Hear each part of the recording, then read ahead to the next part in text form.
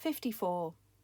1/33 equals 0.0303030303, which repeats forever and is known as a recurring decimal.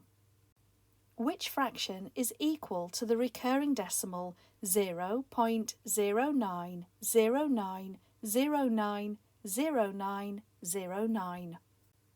Let's consider the first fraction, 1/33.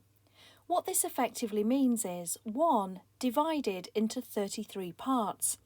The answer we're given is that recurring decimal, 0.0303 and so on. So if we're looking to give an answer of a decimal number which is 0.0909 and so on, how would we do so? Look at the relationship between this number and this number. This one is 3 times bigger.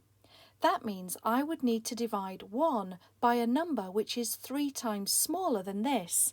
So if I divide 1 into 33 equal parts, this is the decimal equivalent. And therefore, if I divide 1 into 11 equal parts, each one will be 3 times bigger.